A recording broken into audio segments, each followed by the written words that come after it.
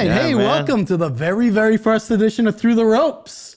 What do you guys think? This is going to be an more MMA, combat sport type of talk show interview. And today, very first guest ever is our man from Worcester, Massachusetts. Heck yeah. He is Lardy, Sito Navarro, who fights in the Bare Knuckle Fighting Championship League. How you doing, man? I'm doing great. See how you said that? You said it so like great and like hyped it up. You know, I like that a lot. But it is a hype up, right? Yeah, no, it is. You know, I mean, you're super unique. I mean, you're like, who the hell else does this? Yeah, You know, not a lot what of do you people think does about this. that, right? I know. You know what I mean? The uniqueness of what you do is it's super cool. Yeah, I mean, I love it. I think it's super cool. Too, right. You know what I mean? And I love the fact that, you know, you're finding a niche and you're just kind of going for it, which is awesome. No, thank you, man. Yeah, you know, it's funny you say that because a lot of people will go up to me and they'll be like, "Hey, so what do you do? Like type of fighting? Like you do MMA, you do boxing, or you do Muay Thai?" I'm like, "No, I do bare knuckle." And they're like, "Oh, geez. Oh, you're crazy, man. How you built for that? Like, what do you do? Like, how do you get like how do you like get ready for that?" And I'm just like, I don't know. I'm just a little crazy. You know? I mean, that's a legit question, though, right? When they're asking you about how you get, you know, how you get ready for that. I mean, but if people, you know, anybody that really likes combat sports, I mean, bare knuckle boxing is the fastest growing sport in America, right? I mean, it started in 2018. Okay. And now in 2024, $400 million that is gonna the revenue that's gonna take in. That is fucking insane, right? And you get guys like John Dodson that are fighting in the league. Ben Rothwell. Yeah, Ben Rothwell. You know, you get all these, you know, former MMA fighters, you know, Worcester's own Gabriel Gonzaga fought in that league for a couple times, right? Oh, yeah, Gonzaga. Yeah, we even trained with Gonzaga too, right? Yeah, that's a throwback. You know, but it's just funny because, like, you're starting to see a lot of these. I mean, Mike Perry's. He's the right, you know, probably the greatest bare knuckle fighter right now going, right? Yeah. But, you know, you get all these former MMA fighters that are transitioning over because, let's face it, you know, it's a growing sport. Yeah, it's true. And, you know, I mean, for you, you're right. You kind of got into the bottom, right? Yeah, kind of got into the ground level. Yeah, as you started know, in what, 2022? Yeah, bare knuckle. Bare knuckle. Yeah, 2022. You were 2022. You were 21 years old. Yeah, I was 20 years old making my bare knuckle debut. Christ, that is fucking crazy. Yeah, now I'm 24. You know, and I'm still doing the BKFC. I'm still with the same league, so I'm pretty excited, and stoked about it. Yeah, you know what I mean. You know, you should be excited and stoked about it because they continue to invite you back. Yeah, right. No, exactly. Right, you know what I mean. And that's kind of like the whole why you should be stoked about that. Yeah. How does that work, anyways? What are you guys on, like single fight contracts? Are you guys? Yeah. So right now, I don't have a multi-fight deal yet with BKFC. The goal with me and my team is we do want a multi-fight deal with BKFC, but it's all within time. So I'm like what you would say, like an independent contractor with BKFC. So pretty much like the matchmaker or BKFC, like David Feldman, they will reach out to me and say like, hey, like we're at Mohegan, you know what I mean? Again, we would like you to be back, or it just depends what makes sense for them, and then they'll start reaching out. You know, but we eventually want to get a multi-fight deal, you know, so hopefully I could do it full time, you know what I mean, just make it bigger like that, but it's all within time, cool. You know. It's still very, very cool, right? Yeah, you know what I mean, no matter what, you know, right. It's kind of like, did you ever think like you were going to walk in and you were going to do bare knuckle fighting? Like, what's your background? I know I met you, I think you were 14 years old. Yeah. I met this man like when I was like, I think 13 or 14. Right, at Gabriel Gonzaga's gym. And at that point in time, you were kind of doing a little bit of amateur stuff, right? Yeah, it's true, Fighting for Rocky Gonzalez. Right, yeah, Rocky Gonzalez. Shout out to Rocky Gonzalez. Where is he? We got to get him on this show if he's watching. Shout out to Rocky Gonzalez, man. You know, I love that man. You know, like he's the one that when I first started boxing, because that's who I originally trained with. You know, with boxing. Yeah. And he always taught me with footwork and technique. He's more like technique guy, not more power. Yeah. But he trains a lot of his guys like with technique and the footwork and the angles as well, and when the pivots and all that. So that helped me a lot. And it actually showed in my first bare knuckle fight because which I didn't realize because. When the guy, when my opponent was coming in, I remember I did like a pivot and then a body shot and then I pivot out. Yeah. And that's what Rocky taught me. So it's like a consistent thing that like a consistent routine that I just kept doing with him. Yeah. So it just like came. Muscle memory. Yeah, it was a muscle memory, you know. So sometimes I'll still do it, you know, during training, you know, or I try to do it in the fights, you know. Sometimes you have a plan until you get hit, but then it's like, all right, I gotta change it up a bit, you know. But yeah, man, shout out to Rocky, man. Shout out to Rocky. I can still hear muscle memory. Yeah. What are you doing? That sounds just like him too, man. Muscle memory. Man, I hope he's doing good, man. I think he's. You know, I ran into him a while ago, but you know, we'd love to get him on. Love to get you guys together and kind of do a little panel. Yeah. And so, how'd you end up getting into the sport, though? It's kind of funny, like, you know. You play baseball, you go to Little League tryouts. Right. Where do you go to fight in the bare knuckle fighting league? Yeah. Could I just show up and say, hey, man, I want to fight? Yeah, so basically how it started was I remember watching BKFC when they first came out. That was pretty cool. Like, it was just a new sport at the time. So I just watched it live, and I think it was during the app, but I just was just participating, you know, as a fan. And just like, oh, I want to, like, you know, just see it. And then I became more of a fan when Artem Lobov fought Paulie Malignaggi. Just the way they were hyping it up, promoting it, you know, because I remember, like, I'm a Conor McGregor fan. Yeah. So I remember when Conor and, you know, and Paulie were going at it when they were getting ready for the Mayweather fight. Yeah.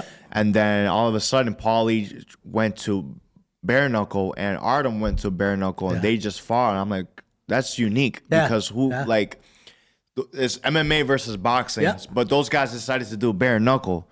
So for me, it was like, oh, I want to, like, you know, watch this. Yeah. And in my head, I'm thinking, oh, Paulie's going to smoke this dude.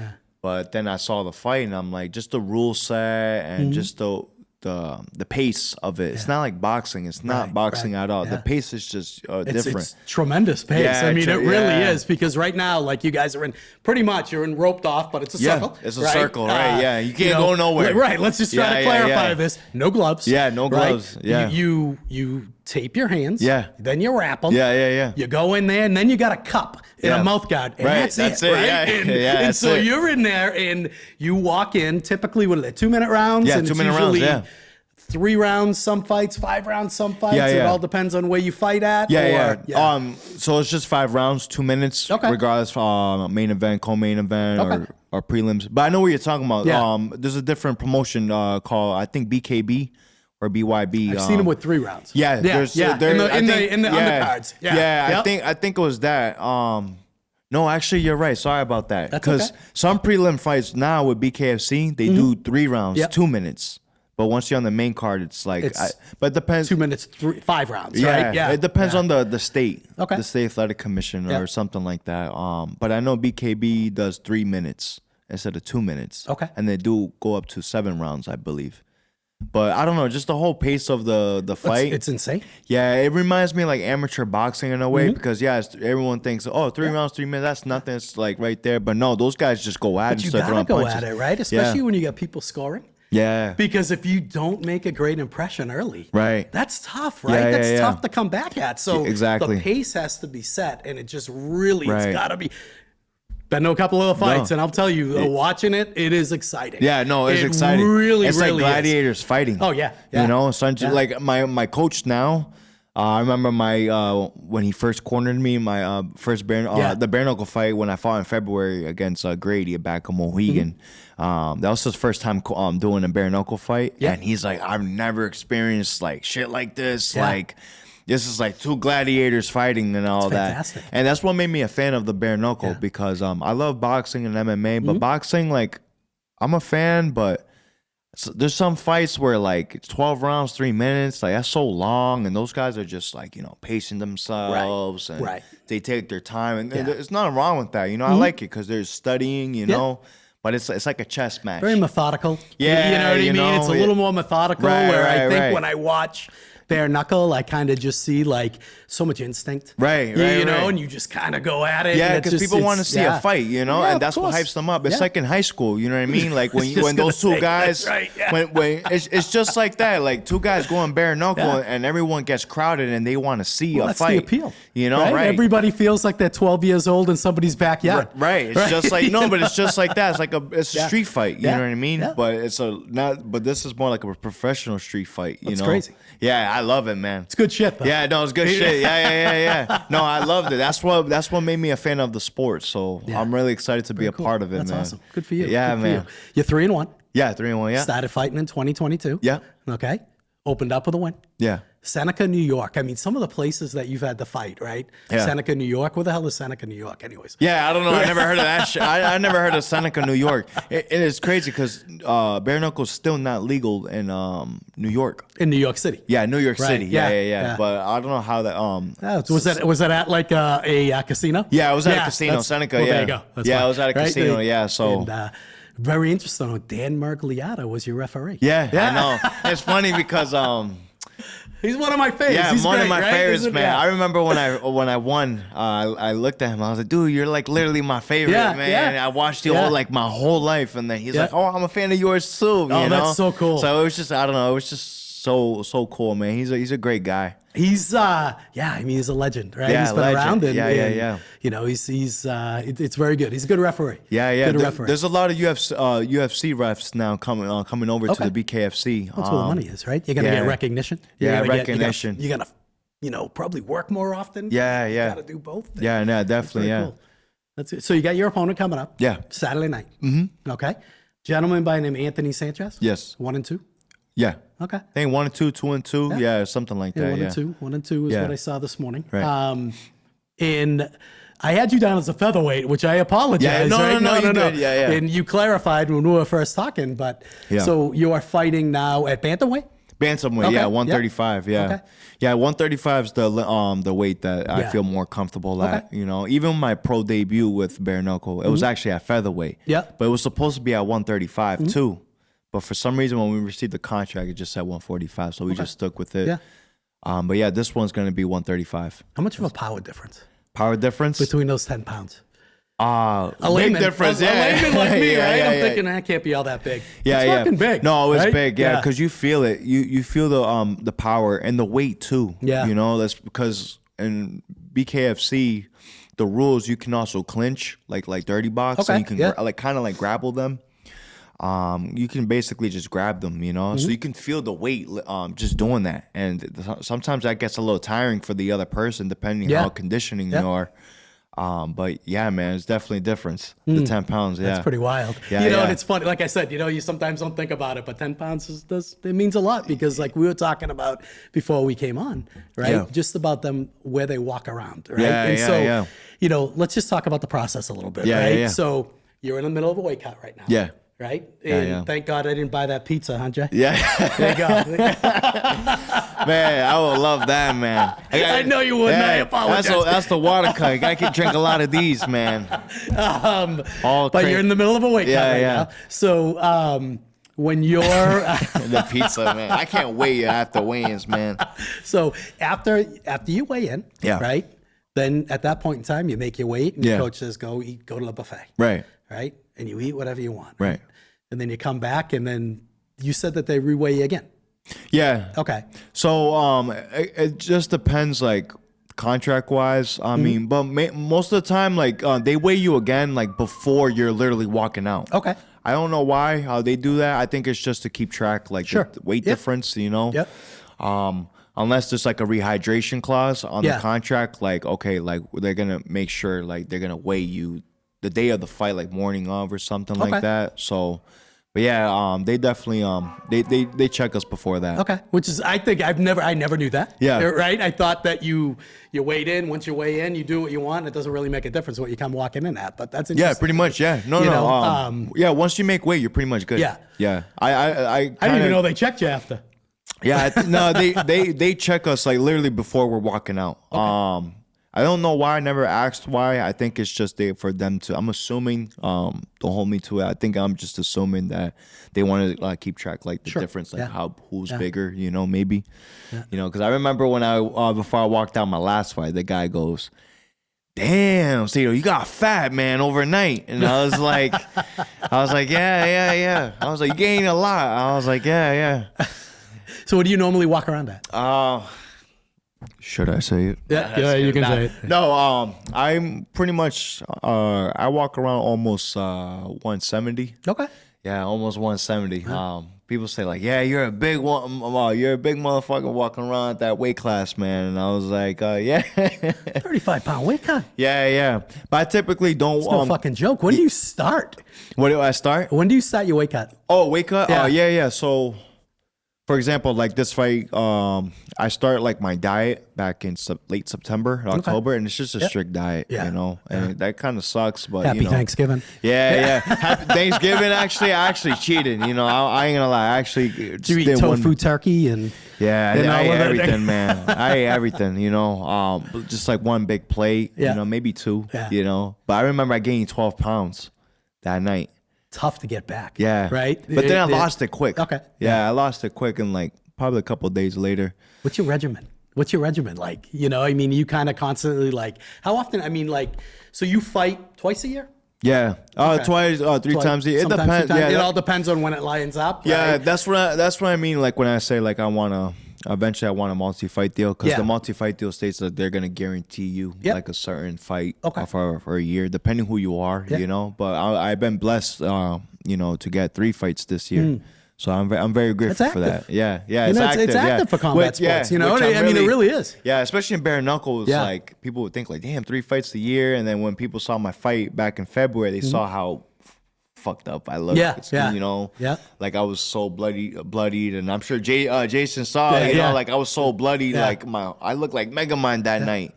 Just like I had scars, my nose broken. I still won, and I still fought a couple of months later. You know, and just clean. You know, so. Just depends how you recover too. What does your wife think? Yeah, she, you come back bloody. Yeah. No, at the time she was, she's very supportive. Yeah. She's very supportive. She's very supportive. I mean, don't get me wrong. She's scared. You know, she gets scared. You know, like my mom. My mom gets very nervous. You know, people in your life, right? Yeah, you know what I mean. Yeah, because they see fighting. They're big fans of fighting, but but bare knuckle, they get more like, you know, nervous. But that's when you know that they're real. Right, they're really in your life. Right? Yeah. They're the ones that, you know, want to make sure that you're healthy and you care for yourself, and you know, but you're doing it for them. Yeah, exactly. Yeah, and I do it for I do this. You know, everyone says like, "What's your why when fighting?" And my why is just like, now I have a daughter. You know, 2 years old. You know, and man, that little girl's so blessed. Yeah. But every fight I have, I always think of her, and I do it why. You know what I mean? Like especially when I'm weight cutting.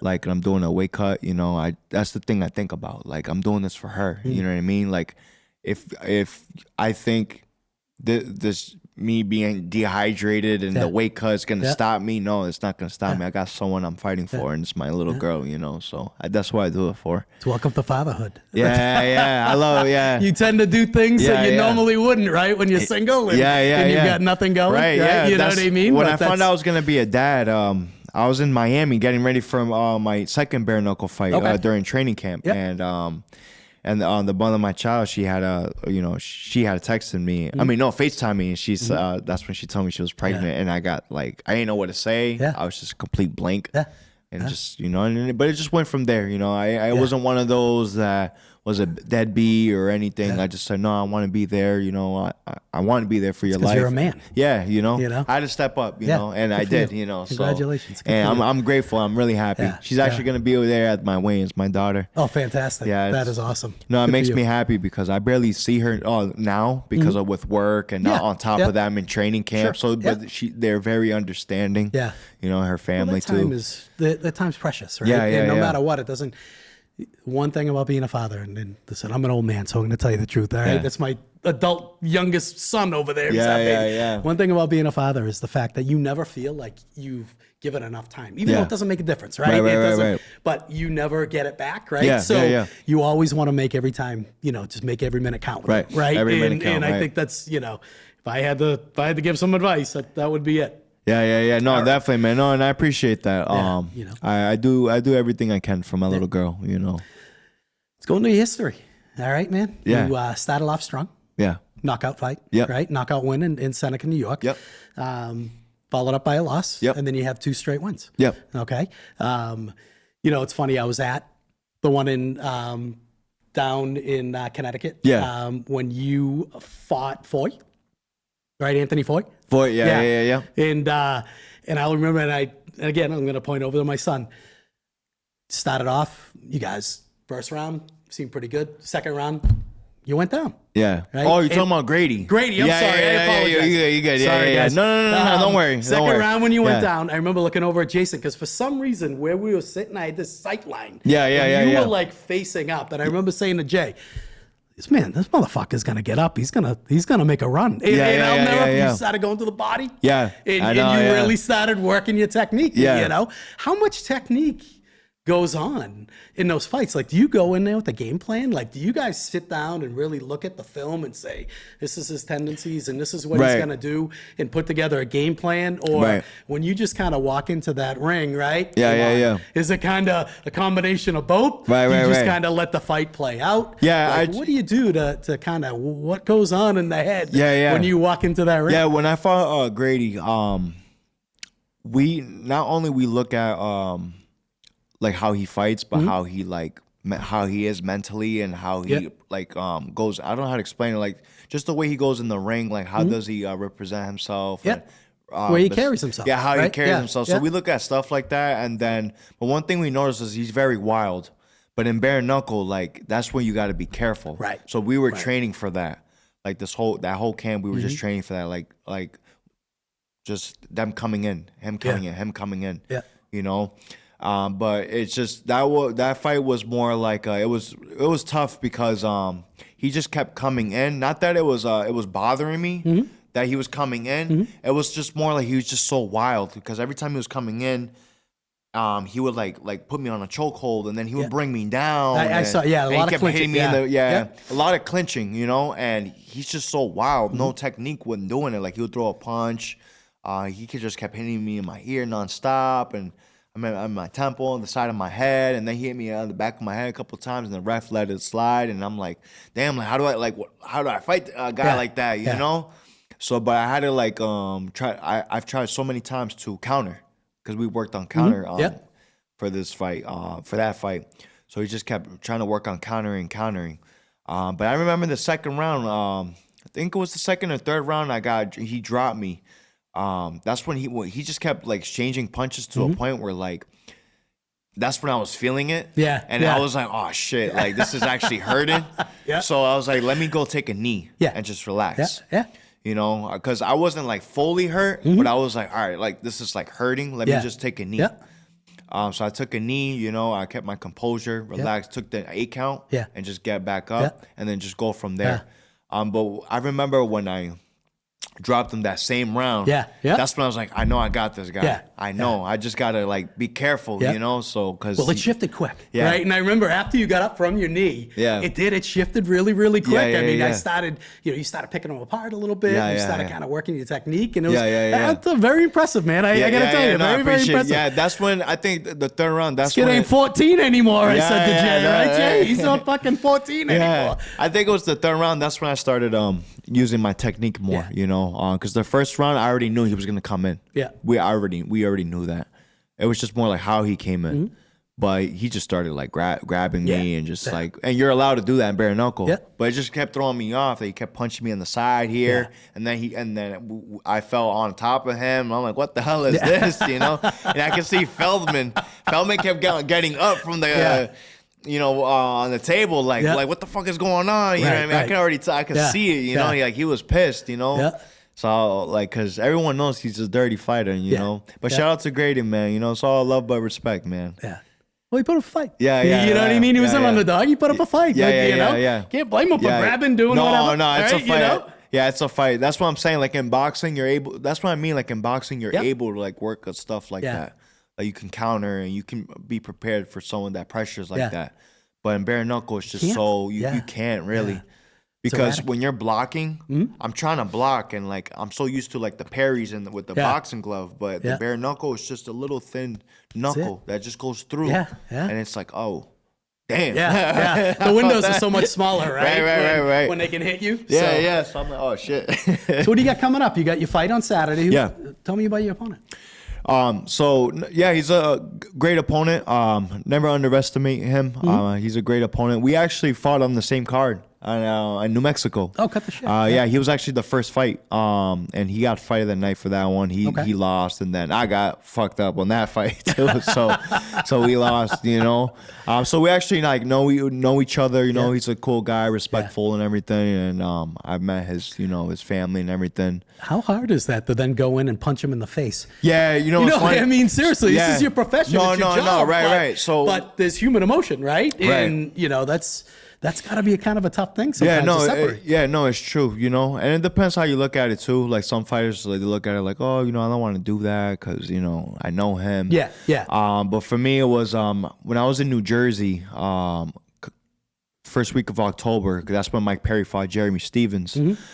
We had already had an opponent, but for some reason he took a boxing fight. Okay. So my manager was there, and we approached the matchmaker. The matchmaker goes, "Hey, I got another opponent for you. His name is Anthony Sanchez." Yeah.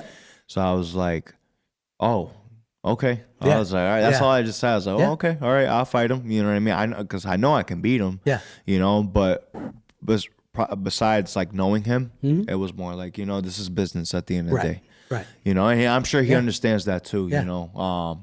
And it's funny because he messaged me like, "Hey, I heard we're fighting," and I was like, "I guess so, yeah." That's pretty wild. Yeah. So this was prior before we even signed the contract, and he, he said, "Oh, let's put on a show," and I was like, "Oh, we definitely gonna put on a show," But it's all business at the end of the day. Absolutely. Yeah. I just think it's pretty wild that a lot of times, you see these UFC fighters or whoever fighting, talking outside, they're in, ringside, joking around. Yeah. 3 weeks before they're in the ring with each other. Yeah, with each other, right. And that's what I'm saying. Not a lot of guys can do that, you know what I mean? Like, I know Aljamain Sterling won't fight Merab, because they're very close and they're in the same weight class, so. Don't even get me started with Aljamain Sterling, right, Jay? Yeah. Him and that guy with the stupid hair, Henry Cejudo, the two worst I've ever seen. I'm not really a fan of Henry Cejudo, bro. I'm not really a fan. I respect his achievements, you know what I mean? Yeah, he's a great fighter. Yeah, great fighter. He's just got a bad hairdo. Yeah. I don't know. I've never really been a fan of his, but I've never been really a fan of Triple C, but I do respect his accomplishments. But now that you've had 4 professional bare knuckle fights, have you, you always hear these fighters talk about I'm gonna go into this fight number 5 and I want to go into deep waters and test myself. Yeah. And I want to do you go into a fight with kind of specific goals in mind? This fight, I think I'd like to try to go the distance and try to test myself and take myself into deep waters. Or do you just go in there and say, man, I'm going to fucking end it? It's different. What do you normally kind of look for? Or do you have specific goals in each fight that you go into? No, my mindset is just more like, I'm gonna go in there. I always say to myself, like I have a tattoo here that says "Believe in yourself." So as corny as it is, but I always believe in myself, and I'll do whatever it takes to get a win.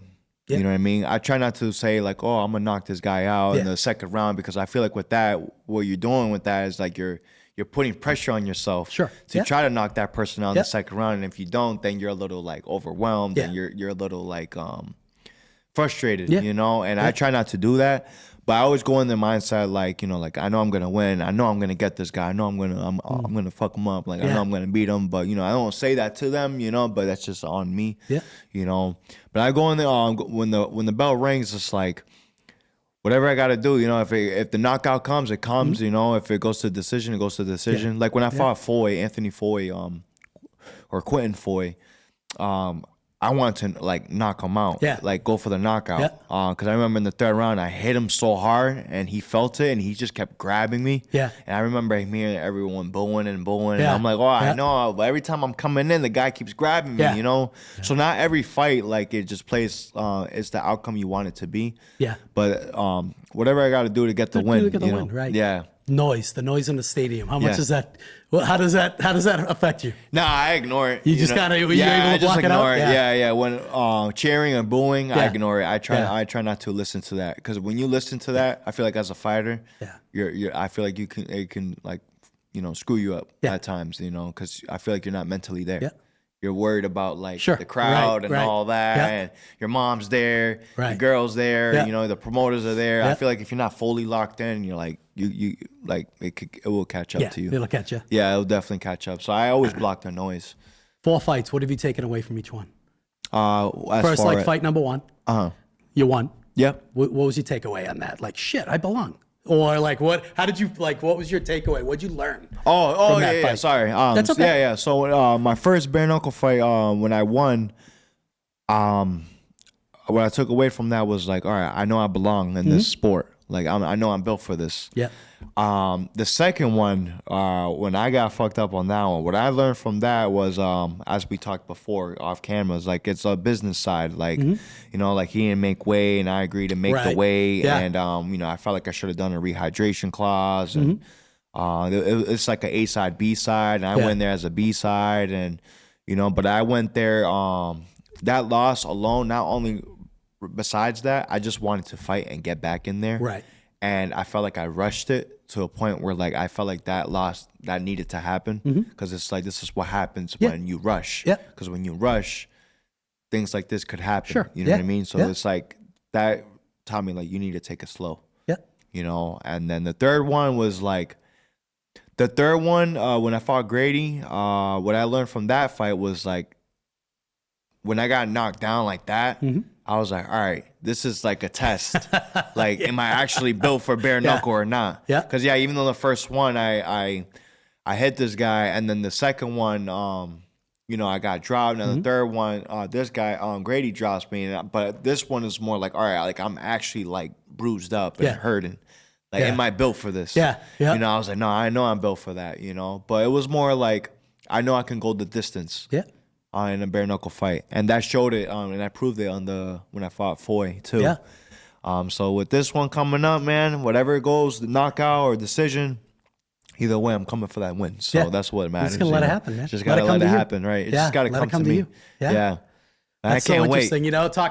Just talking about the business side of things, right? And probably the hardest thing for a young fighter to learn, right? Yeah, because like that's another thing, like.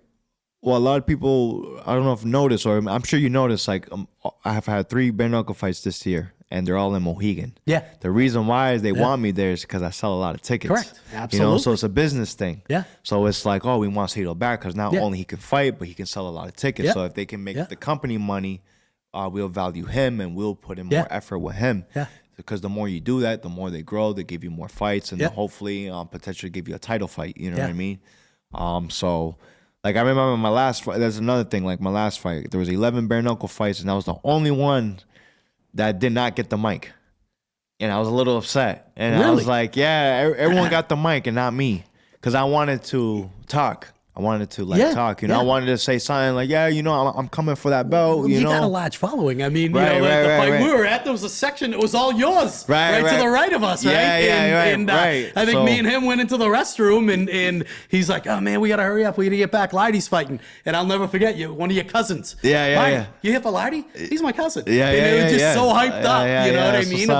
About being there and just watching you and being a part of what you're doing also. And it's just as important to them. Right, as it is to you, right? Yeah. So it's all, I mean, that's got to make you feel good. Yeah, no, it does. It's all a business side, you know what I mean? Unless like you're fighting like the main event, like for a fight night or a numbers card, then that's different, you know. Or if you're fighting for the title or an interim title, that's different too. It just depends, you know, like you're working your way up, you know. But I know after this fight, I mean, little by little, fight after fight, you know, I was told like I'll be fighting maybe Knuckle Mania. Okay, cut the shit. You know, Xfinity Mobile Center. But I'm not like, how can I say it? Like, I'm so locked in this fight. Like, even if I don't get that opportunity, like, I'm not worried about it because there's so much opportunity and the time frame is like right near each other. It's in February. And then on top of that, it's like, who knows how I'm going to look after this fight. You know, but, I mean, that's the tricky part about it. Right, absolutely. You know what I mean? And I think if there's anything you took away from that loss, is don't rush it, right? Because your opportunities are going to come down the road, right? So, you know, don't try to rush it into, Knucklemania, because if you do, and you come out and something happens and it doesn't go your way, that might cascade to something, right? 100%. So, I think, your fight team should be the ones that are really kind of watching out for you and showing you that. That's why, Let's talk about your fight team. Who's your fight team? Yeah, so shout out to 33 Boxing. We train over here in the corner, 1017 Southbridge Street. Okay. I believe that's like one of the greatest gyms out here, local in Worcester, as far as like boxing. I've been to a lot of boxing gyms, and I feel like this one was one of the ones that has got me to where I need to be. Because Christian and Juan, both of those coaches got me to where I'm at right now with the bare knuckle in my career, and they're just very strict. They're on top of me every day. Like it'll be like 5 a.m. Christian like texts me, hey, like what's your weight? What did you eat? You know what I mean? You need to do this, you need to do that. You know what I mean? And he's just very on top of me, They're professionals. They're very professional, you know what I mean? And I've been to a lot of gyms, I don't want to say on camera like, who and what, but there's some gyms where like I feel like, there's a lot of people there and they're not taking it serious. And the coaches really, I feel like some coaches, they just take the money, and all that, Yeah, it depends, but that's how I felt. But ever since I part ways with, with Rocky and Carlos, because, only reason being is because Carlos retired.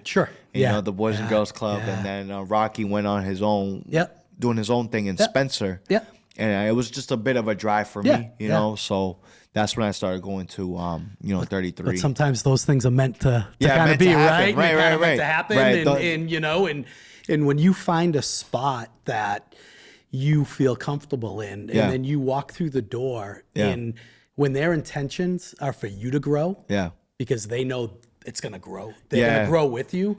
Like those are always seem to be the best intended individuals, right? Because they have your best interests. In your health and in your family and yes, you're right. They really, they have a great interest in what you do, and that's fantastic. And they're on top of that, and I'm grateful for it because like for example, like we were talking about weight earlier.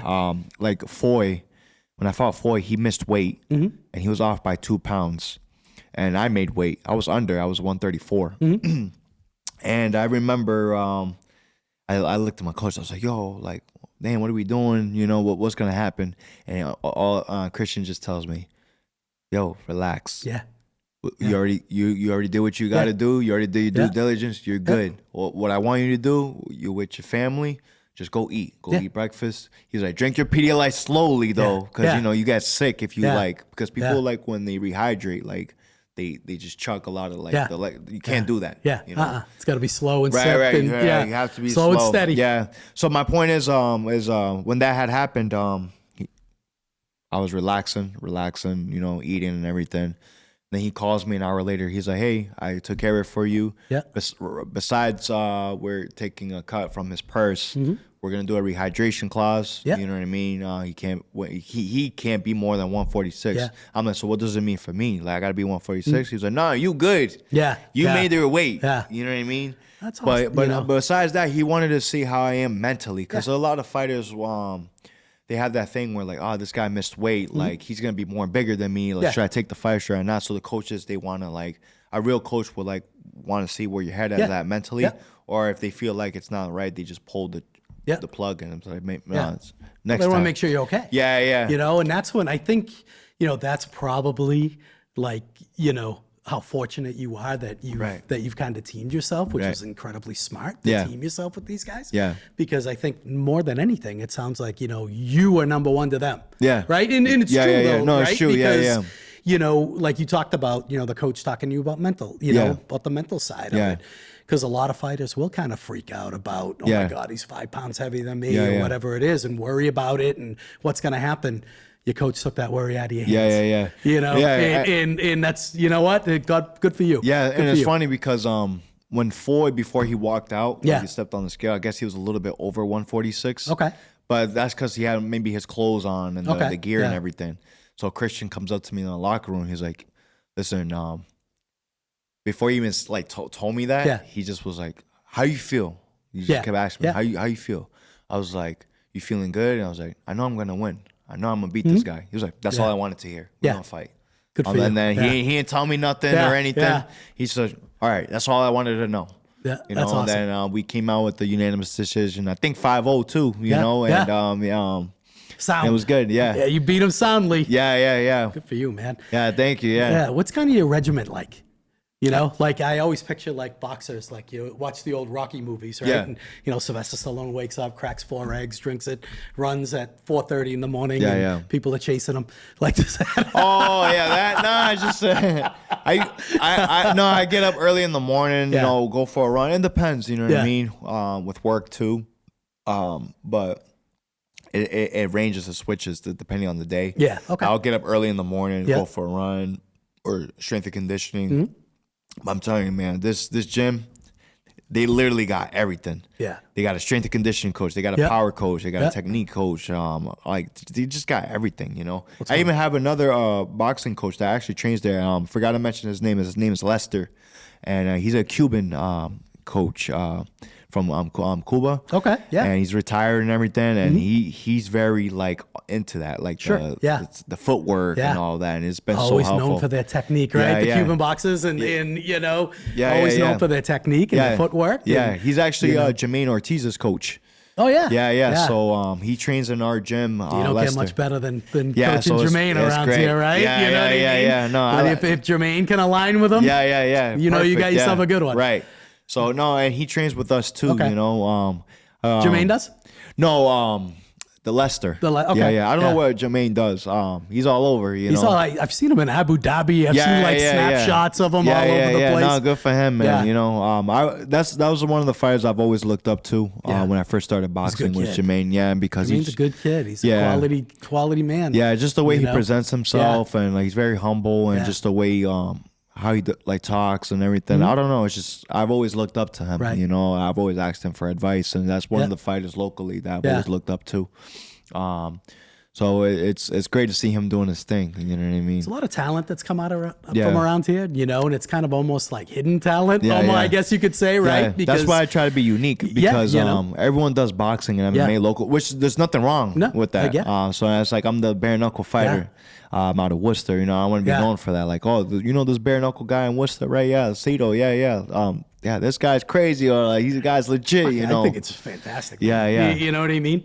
I really do. I think it's fantastic. I mean, watching you, like I said, man, I met you when you were like 13 or 14 years old. I know. I remember, man. Sitting across from you, having the opportunity to talk to you about this is awesome. Yeah, man. Your son used to whoop my ass in jiu-jitsu, man. You know, I'm not even. Is that why you never went to the UFC, right? Nah, never, man. That little white guy over there whooped your ass in jiu-jitsu? Is that what's going on? Nah, he would have whooped my ass, man. All the time. Always tapping me out and everything, you know. And I know 1,000% he still can. He still can. And he's doubting it over there. He's throwing it out. Nah, I'm being for real. In jiu-jitsu, man, like I'm not as good. No, but I've done jiu-jitsu when I was in Florida too. When I was in camp there. So, because it was called. I used to. My manager at the time. His name's Kevin Smith. We're not. We're not. We're no longer with each other, but we have a good relationship. You know, even though we had our ups and downs, but he has his own gym called Smith Brothers. Okay. So I want to give them the shout out, and the reason why I want to mention his name because he also helped me, you know, into you know, getting the sport with bare knuckle and. But anyways, they have a lot of jiu-jitsu guys there, and I remember rolling with those guys. I'm like, damn, man, you guys are just making me look easy. Chokehold, I try to like go in for a takedown, guillotine, and I'm like, shit, like, all right, nah, never mind. You know, something about those jiu-jitsu guys. Yeah, I'm like, never mind, man. Right. Never mind. You know, one day I was sparring, one of those guys accidentally just did like when we were in the clinch, like he did like a shoulder hold while we're sparring. And then Kevin just tells him, like, yo, what are you doing? He has a fight in 2 weeks. It's not MMA. I was like, oh, my bad. I thought he was doing MMA. Because they have an MMA cage and everything. I don't know. So I guess there was a miscommunication there, but it was cool, man. How often do you spar? Like, how often? I mean, I'm assuming you spar with gloves on. Yeah. No, we spar with gloves on. You'd be crazy. I was gonna say that would be absolutely bare knuckle, fucking insane. Yeah, no, we spar like maybe twice a week or so. It just depends what my coaches got for me, you know, and Like I remember recently, I did like I think like 12 rounds, 3 minutes with like 5 different guys. Okay. And, you know, that was a good sparring, tough sparring, because as the rounds were getting later, that's when the conditioning is getting, you know, and then those guys are coming in fresh. Fresh. Yeah. Yeah. So I'm like, you son of a, you know, like we got to do it, you know. That's but no, but besides the point, like I'm grateful for that, you know. So.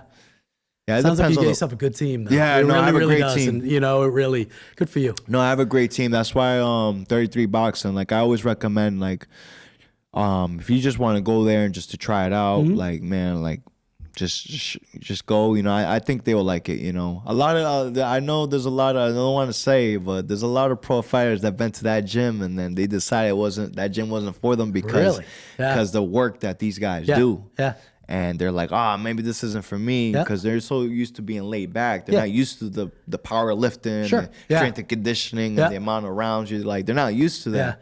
I'm not used to that. Yeah. You know, even when I'm doing camp, it's like, it's tough, but like, I want to get better. Yeah. You know what I mean? Yeah. But they know how to control it. Yeah. They know when they're old. Yeah, they know what levers to push and when to pull you back and when to let you go. Yeah, they know when. They know how, like, they know when. They taking care of me and everything. Yeah, good for you. That's awesome. Yeah. The all-important walk-in song. What do you got? I don't know. This is a song called Nas, like "Hate Me Now." Okay. I love that song. Give me a little preview of it. Yeah. Go ahead. I don't know, man. I don't know.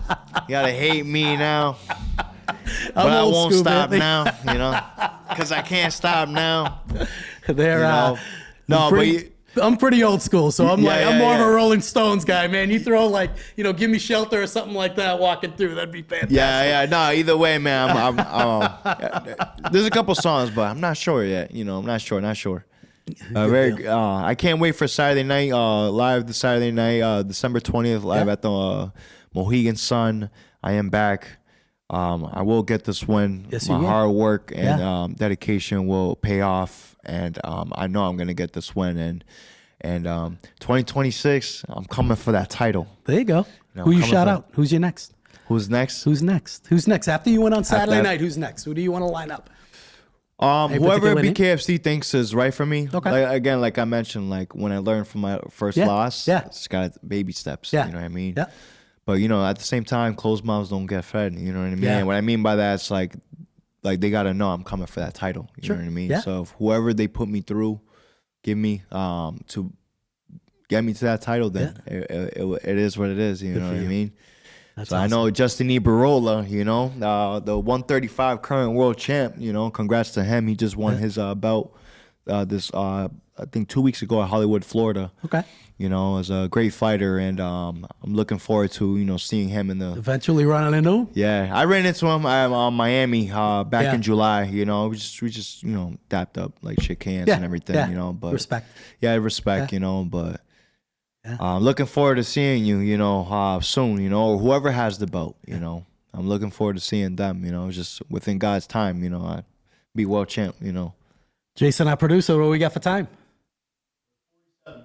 47. Oh, man. All right. Nice, That's good, man. This is good stuff. You got a couple more minutes or you gotta take off? Yeah, what time is it right now? Oh yeah, no, that's good. That's good. Okay. Like a couple of minutes.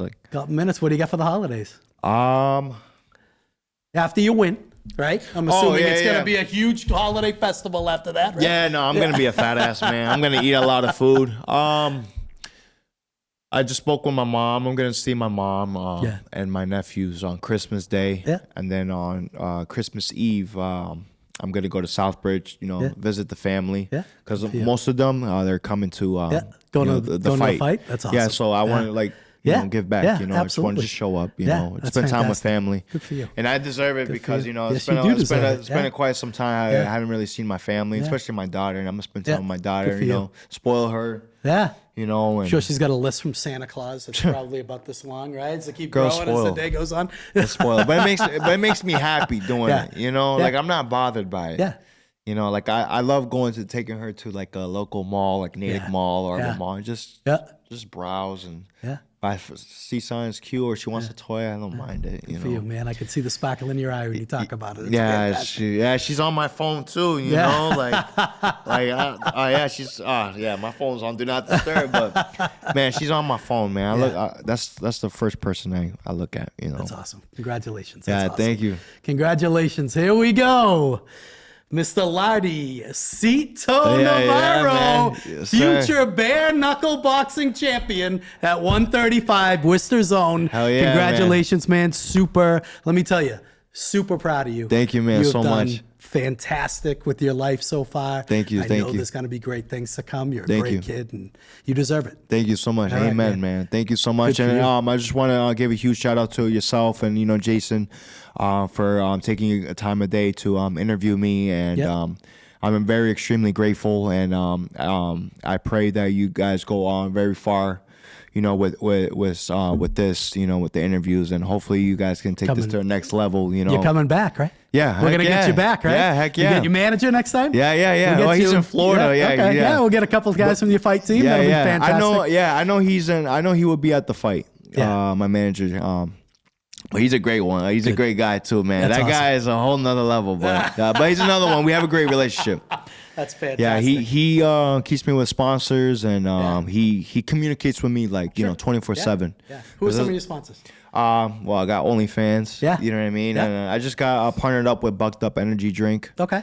Shout out to Taste Great Cakes. Their local cake shop. So Erica, she's she just came on board as a sponsor. Okay. And another one's a big one. I'm sure you guys heard of them. It's New Kitchen. Yeah.